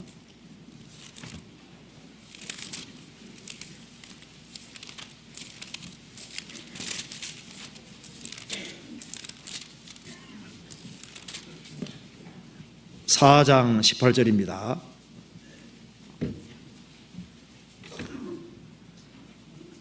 갈릴리 해변에 다니시다가 두 형제 곧 베드로라는 시몬과 그 형제 안드레가 바다에 그물 던지는 것을 보시니 저희는 어부라 말씀하시되 나를 따라오너라 내가 너희로 사람을 낚는 어부가 되게 하리라 하시니 저희가 곧 그물을 버려두고 예수를 쫓으니라. 거기서 더 가시다가 다른 두 형제 곧 세베대 아들 야고보와 그 형제 요한이 그 붙인 세베대와 한 가지로 배에서 그물 깁는 것을 보시고 부르시니 저희가 곧 배와 부친을 버려두고 예수를 쫓으니라. 예수님이 길을 가시다가 베드로, 야고보, 베드로하고 안드레가 형제입니다. 베드로하고 안드레, 그 다음에 야고보와 요한, 그 사람들을 주님께서 불렀습니다. 주님 부르실 때 두말하지 않고 주님 따라갔습니다. 나를 따라오너라 내가 너로 사람을 낚는 어부가 되게 하리라. 예수님 말씀하시기를 나를 따라오너라. 너희들이 나를 따르기만 하면은 내가 너희로 사람 낚는 어부가 되게 하리라. 이들은 어부입니다. 그 당대에 너무나도 평범한 사람입니다. 그렇지만은 주님께 운명을 걸었습니다. 주님이 말씀하시기를 주님을 따르기만 하면은, 주님과 동고동락하기만 하면은 주님 말씀하시기를 주님께서 사람 낚는 어부가 되게 하리라 주님이 해주겠다고 약속하셨기 때문에 그 말씀에다가 운명을 걸었습니다. 베드로가 만일요 그물 움켜잡고 그물을 물고 늘어지면 어떻게 될까요? 그럼 인간 베드로 갈릴리 호수에서 물고기 잡고 살다가 죽다, 빈문에는 그거밖에 없습니다. 먹다 죽다 그거밖에 없습니다. 이 성경 속에 베드로 이름이 나오는 이유는 베드로는 누가복음 5장에서 예수님의 신성을 봤습니다. 깊은 데로 가서 그물 내려 고기를 잡아라. 예수님의 그 말씀을 듣고 말씀했습니다. 주여 우리가 밤이 맞도록 수고하였지만은 얻은 것이 없지만은 말씀에 의지하여 그물을 내리리이다. 깊은 데로 가서 그물 내려 고기를 잡아라. 예수님 그 말씀하실 때 해는 중천에 떠올랐습니다. 밤새도록 수고했지만 한 마리도 못 잡았고 해가 중천에 떠올랐기 때문에 깊은 데 물고기 없어요. 자기 경험하고도 안 맞고 자기 이성하고도 안 맞습니다. 그렇지만은 주님 말씀하시기 때문에 깊은 데로 가서 그물을 내려 고기 잡았는데 그물이 찢어질 만큼 많이 잡은 거예요. 그때 베드로는 봤습니다. 이분은 보통 분이 아니고 하나님이 인간을 취했다는 걸 알게 된 거예요. 그래서 주님 앞에 무릎을 탁 꿇었잖아요. 주여 나를 떠나소서 나는 죄인이로소이다. 예수님 말씀하시기를 내가 후로는 사람을 취하리라 약속해 주시고 난 이후에 나중에 마태복음 4장에서 직접 불렀습니다. 주님의 신성을 보고 주님 앞에 무릎을 꿇었습니다. 그리고 자기 인생을 주님께 바치기로 작정을 했습니다. 주님께서 그걸 보시고 부르신 거예요. 베드로는 비록 어부지만은 자기 인생을 주님께 걸었습니다. 주님은 누굴 통해서 일하시냐면은 주님 발에 입 맞춘 사람들, 자기 인생을 주님께 드린 사람, 자기 인생을 주님께 굴복한 사람, 그런 사람을 통해서 일하시는 거예요. 한 지역에 교회가 생기는 것도 두세 사람이 주님 발에 입 맞추고 주님께 인생을 드리고 그리고 자기를 굴복시킬 때 그 사람들을 통해서 주님 교회가 이루어지는 겁니다. 너와 내 집이 구원받으리라. 우리를 통해서 30명, 60명, 100명이 구원받기 위해서도 우리는 주님 앞에 발에다가 입맞춰야 됩니다. 자기 인생을 주님 앞에 내려놓아야 되는 거예요. 그때 주님께서 역사하시는 겁니다. 요한복음 12장 보시겠습니다.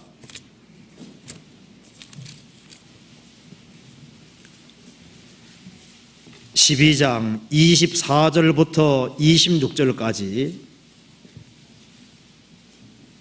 같이 읽어보시겠습니다. 내가 진실로 진실로 너희에게로 오니 한 알의 밀이 땅에 떨어져 죽지 아니하면 한 알 그대로 있고 죽으면 많은 열매를 맺느니라.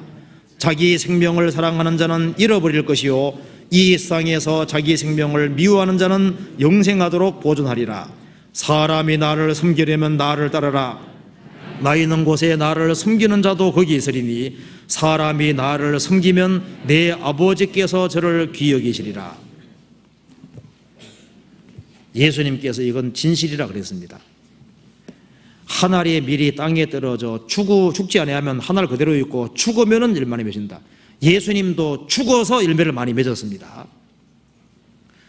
구원받은 사람도 자신을 주님 앞에 굴복시킬 때 많은 사람들이 구원받게 되는 거예요. 사람이 나를 섬기려면 나를 따르라. 주님 따르는 사람이 주님을 섬길 수 있습니다.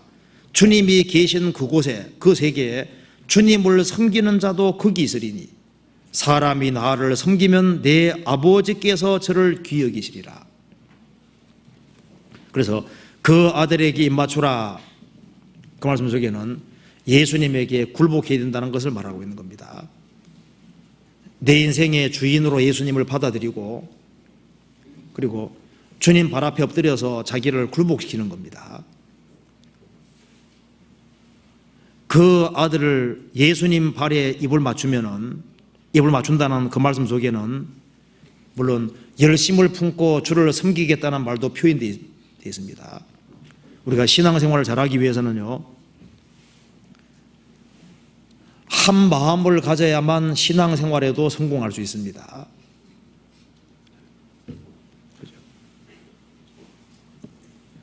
그리고 주님을 섬길 때 한 마음으로 주님 섬길 때 주님 발에 입을 맞추는 것은 나는 한 마음을 가지고서 오로지 한 마음을 가지고서 내 인생 운명을 주님께 걸고 살겠습니다. 그 사람은 신앙생활 잘할 수 있을 거예요. 한 젊은 청년이 성공하고 싶어서 어떤 임금을 찾아갔답니다. 임금님, 저도 성공하고 싶으니까 성공하는 비결을 좀 알려주십시오. 그렇게도 성공하고 싶다는 거예요. 그러면은 내가 시키는 대로 해보겠습니다 하는 거예요. 물동이를 하나 가져와서 물을 가득히 채웠습니다. 그리고 시장 바닥 앞에 데려가서요, 시장을 한 바퀴 돌아오는데 물을 한 방울 떨어뜨리면 안 되고 혹시 쏟거나 떨어뜨리면 너는 죽는다. 그래도 해보겠냐? 그래도 해보겠습니다. 물동이를 딱 이었습니다. 이거 한 발 들으면 죽으니까요. 그 복잡한 시장 바닥을 다 돌고 왔습니다. 아주 무사히 도착했습니다. 임금 물어봅니다. 시장 바닥 돌면서 들은 얘기 좀 해보라 하니까 들은 말이 한마디도 없는 거예요. 한마디 들은 말이 없습니다. 왜냐하면 이 사람은 물 떨어뜨리면 어떻게 되는 거면 죽는 거잖아요. 그러니까 성공해야 되겠다는 생각 하나 하고 물동에 떨어뜨리면 죽으니까요. 한 곳에 마음에 집중해가지고 하는 거예요. 이 세상에서 성공하려면 한 우물 파고 하나에다가 마음과 정성을 다 쏟아라고 말입니다. 그렇게 비결을 알려줬다는데 그 좀 그리스도인하고 좀 비슷해요. 그것은 그리스도인에게 좀 좋은 충고가 될 수 있습니다. 신앙생활에서 성공하려면은 오로지 한 마음을 품고 전심전력해서 인생을 주님께 걸고 주님께 충성하고 주님께 복종하는 그 사람이 정말 지혜로운 사람인 거예요. 그 아들에게 입맞추는 그 사람은 인생 설계를 제대로 하는 겁니다. 그러니까 사람에게 칭찬받고 사람에게 좋은 소리 듣고 그건 부차적인 거예요. 주님이 나를 칭찬해 주지 아니하고 주님이 나를 사랑해 주지 아니하시면 무슨 소용이 있어요? 그리고 주님 발에 입을 맞추고 주님께 굴복해서 살아가는 사람, 인생을 주님께 정말 드리고 살아가는 그 사람은 주력기에 나와 있는 말씀대로 가시나무 떨기 가운데 불꽃 비슷하게 되는 겁니다. 모세가 보니까 가시나무 가운데 떨기에 불이 붙은, 가시나무 떨기에 불이 붙었는데 불이 안 꺼지고 있는 거예요. 가까이 가니까 하나님 말씀하시기를 모세야 모세야 내가 선 땅은 거룩한 땅이니 너의 발에 신을 벗어라 그랬습니다. 주님께서 가시나무 떨기 가운데 나타나셨습니다. 저도 중동 지방 갔을 때, 그 성지순례 갔을 때 가시나무 떨기 보고 너무 놀랐습니다. 너무 초라하고 아무 멋이 없어요. 근데 제가 신내산 중턱에서 백향목을 봤는데 얼마나 큰지 몰라요. 너무 멋이 있습니다. 우리가 하나님이라면 그 멋진 백향목이 나타났을 것 같은데 개나리 같이 생긴 너무 초라한 것이 나타나셨거든요. 그것이 그 당대 이스라엘의 모습하고 비슷합니다. 그 당대 가장 초라한 민족이 있다면 이스라엘 민족이에요. 노예입니다. 그런데 거기에 거룩한 불꽃이 있는 것처럼 거기에 주님의 임재가 있는 거예요. 이 세상의 많은 책에 비하면 이 성경은 가시나무 떨기처럼 너무 초라한 책처럼 보입니다. 이 속에 주님이 역사하시고 계시잖아요. 거룩한 불꽃이 있습니다. 예수님은 초라한 모습으로 오셨지만은 예수님 속에는 하나님이 계셨습니다. 그것처럼 주님 앞에 무릎을 꿇고 살아가는 사람은 베드로, 야고보, 요한 이런 사람은 어부에 불과하지만은 그들에게는 성령의 능력이 함께 하셨습니다. 주님 역사해 주시는 겁니다. 우리가 주님 앞에 주님께 입을 맞추고 주님을 정말 사랑의 대상자로 삼고 주님 발에 입을 맞추는 것처럼 내 인생을 주님께 드리고 살아가면은 주변 사람들이 봅니다. 저 사람은 분명히 하나님이 함께하는 사람이고, 그리고 그 사람에게 하나님이 함께한다는 걸 알 수 있고 하나님이 역사한다는 걸 알 수 있도록 되어 있는 거예요. 그리스도인들은 그리스도의 편지이기 때문에 무사람이 알고 잃는다고 되어 있잖아요. 그리고 그리스도인들은 세상의 빛이고 세상의 소금입니다. 언제 주님의 빛과 소금이 되냐면 주님의 사랑을 받고 주님 발에 입을 맞출 때, 그때 세상에서 빛과 소금이 실제로 될 수 있는 겁니다. 그래서 그 아들에게 입 맞추는 사람, 그 사람에게는 축복이 따라오도록 되어 있는 거예요. 그래서 이게 성경 속에서 어떤 사람을 귀하게 쓰시냐면은 주님 발에 입을 맞추는 사람입니다. 모세도 파라오 왕의 공주의 아들이었습니다. 그렇지만은 그는 모든 것을 완전히 주님 앞에 내려놓았습니다. 믿음으로 모세는 장성하여 바로의 공주의 아들이라 칭함을 거절하고 도리어 하나님 백성과 함께 고난받기를 잠시 죄악의 낙을 누리는 것보다 더 좋아하고 그리스도를 위해 받는 능력을 애굽의 모든 부하보다 더 큰 점을 여겼으니 이는 상주심을 바라봅니다.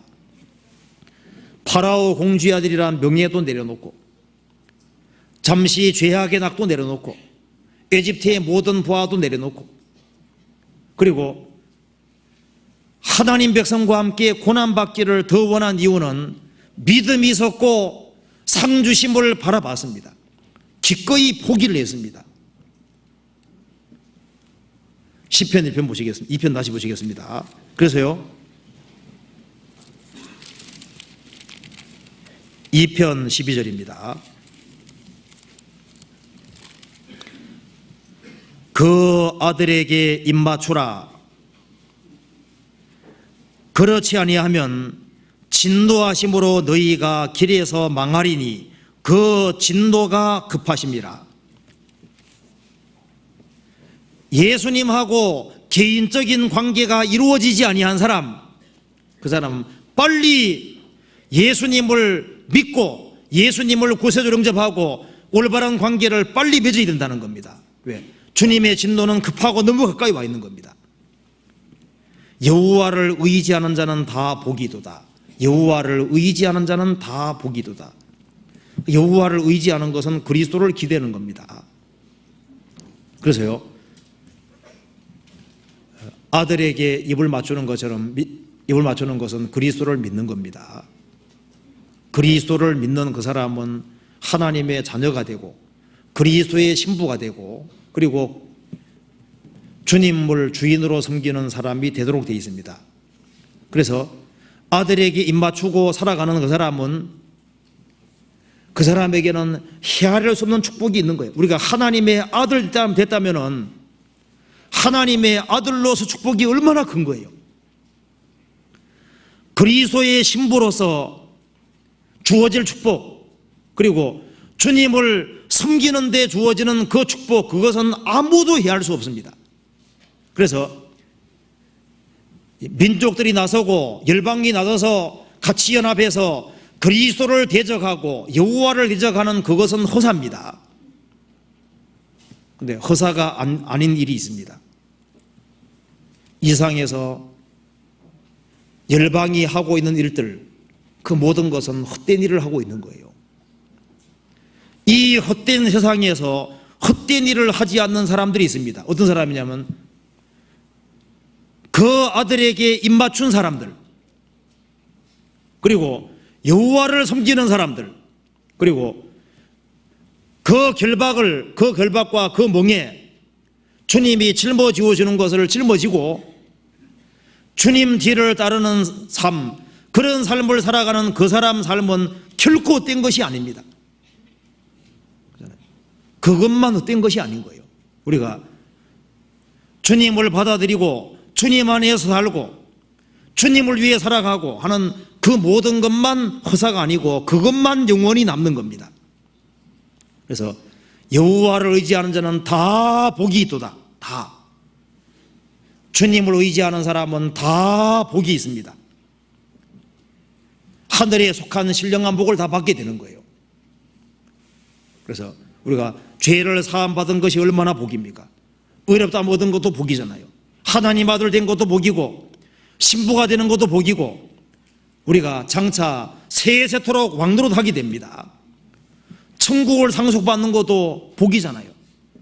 우리가 일생 동안 수고하는 모든 것에 대해서 영원한 축복으로 갚아주는 그 복이 우리에게 널려 있는 거예요. 그래서 아들을 소유한 사람은 다 소유한 사람이고 아들을 배척한 사람은 아무것도 없는 겁니다. 그 사람 인생은 무에 불과한 겁니다. 그래서 이 시편 2편에 말씀한 대로 그 아들에게 입 맞추라. 입 맞추는 것은 이것은 실제고 진짜입니다. 이건 아주 개인 접촉인 거예요. 그래서 우리가 구원을 받을 때 나는 주님을 알고 주님은 나를 압니다. 개인적인 관계가 이루어진 거예요. 우리가 교회에 대해서 알 것이 아니라 교회가 무엇인지 알아야 되는 것처럼 그리스도에 대해서도 알아야 되지만 그리스도를 알아야 됩니다. 그리고 주님을 가까이 하는 사람은 주님께서 아시고 그리고 그 사람을 주님께서 주님이 사랑해 준다는 것을 더 느끼고 깨닫게 될 겁니다. 그래서요, 그 아들에게 맞추라 이 말씀 속에 기본적으로 세 가지가 들어있다고 하는 것을 좀 생각을 해보고 그래서 하나님 아들 된 것이 확실하면은 예수님 발에도 입을 맞출 수 있도록 그래서 우리 가운데 여기에 인생을 주님께 드리고 주님 앞에 굴복하는 사람들이 더 많다면은 더 많은 사람에게 더 짧은 시간에 더 많은 복음이 전해줄 수 있을 거예요. 같이 기도하시겠습니다. 자비로우신 우리 아버지 하나님 감사합니다. 저희들을 구원해 주신 것을 진심으로 감사합니다. 이 험악한 세상을 살아가는 가운데 살아계신 하나님을 알고 예수 그리스도로 말미암아 하나님과 올바른 관계를 맺고 소망 가운데 생을 살 수 있도록 도와주시는 것을 감사합니다. 저희 마음을 더욱 일깨워 주시고 주님 말씀 가운데 행할 수 있는 힘과 지혜와 용기를 더욱 허락해 주옵소서. 저희들은 너무나도 어리석고 연약합니다. 주님 말씀으로 깨우쳐 주시고 주님 말씀을 마음에 새겨 주시고 말씀 가운데 행할 수 있도록 더욱 도와주시옵소서. 특별히 이번 주간에 있는 전도집회에 주님께서 도와주시고 새로 참석하는 생명들 중에 한 사람도 잃어지는 사람이 없도록 자비를 베풀어 주시고 멀리 해외에서 전도하는 모든 분들을 일일이 함께해 주시고 주님 역사를 나타내 주옵소서. 가정가정마다 주님 지켜주시고 또 병중에 있는 분들을 주님께서 일으켜 주시고 주님을 의지할 수 있는 믿음을 더욱 허락해 주옵소서. 더욱 담대하게 주님을 의지할 수 있도록 도와주시옵소서. 주 예수님 이름 받들어 기도하옵나이다. 아멘. 찬송 같이 부르시겠습니다. 506장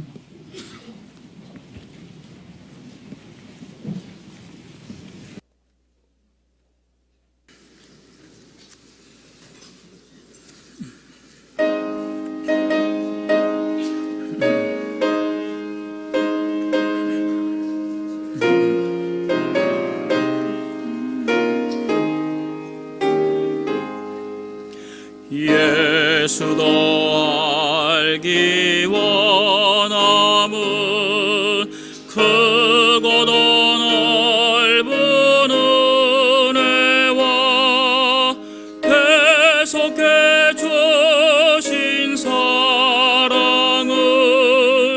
간절히 알기 원하네. 내 평생의 소원, 내 평생의 소원, 대속해 주신 사랑을 간절히 알기 원하네. 성령이 스승되셔서 진리를 가르치시고 거룩한 뜻을 깨달아 예수를 알게 하소서. 내 평생의 소원, 내 평생의 소원,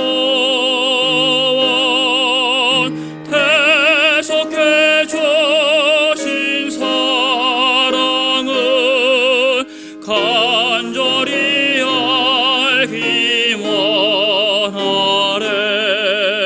성령의 감화 받아서 하나님 말씀 배우리. 그 말씀 한 절 한 절이 내 맘에 교훈 되도다. 내 평생의 소원, 내 평생의 소원,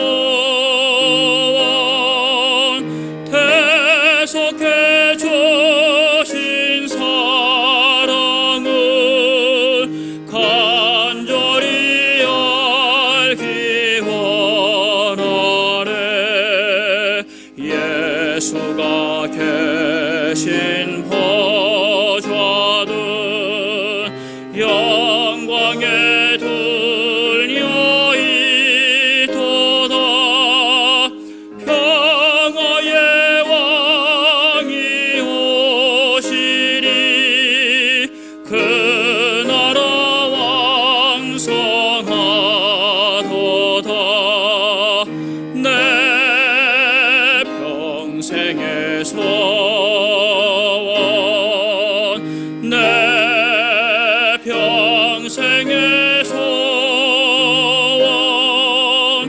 대속해 주신 사랑을 간절히 알기 원하네. 광고 없습니다. 예, 마치겠습니다.